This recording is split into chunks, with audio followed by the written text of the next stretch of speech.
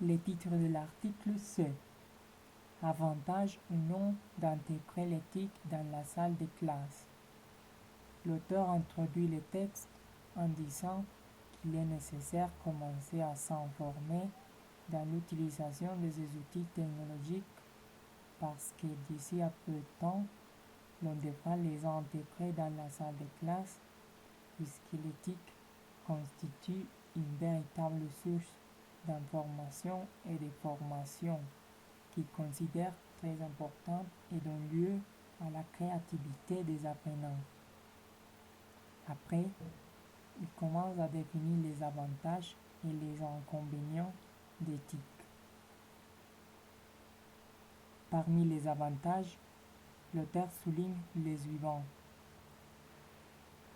L'ordinateur et l'Internet nous permettent d'y avoir une source d'information plus complète que les livres et l'enseignant, en même temps que l'on améliore ses capacités de recherche documentaire.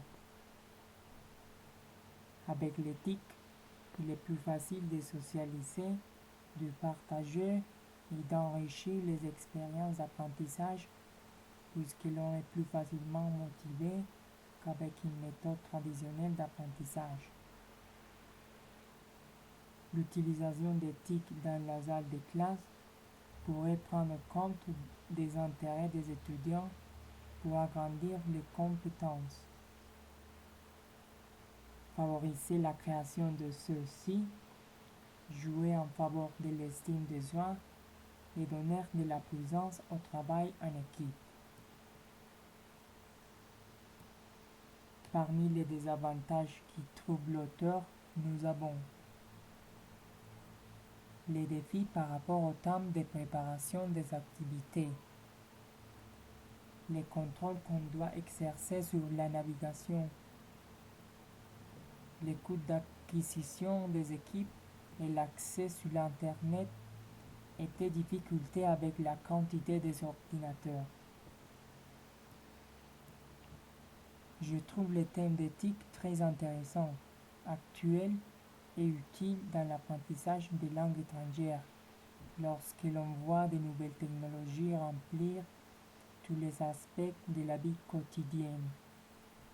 D'autre part, je trouve l'article un peu léger dans l'argumentation, si bien je suis d'accord avec quelques appréciations mentionnées par l'auteur. Moi, j'aurais suggéré, par exemple, mentionner quelques plateformes digitales et les utilités de chacune. On aurait alors les wikis, un travail qui se fait en petits groupes d'étudiants et dans lequel chaque participant a la possibilité d'ajouter ou supprimer de l'information selon son critère.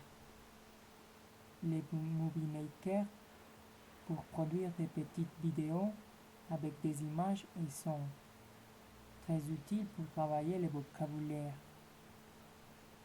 Les hot potatoes pour créer ses propres exercices de grammaire.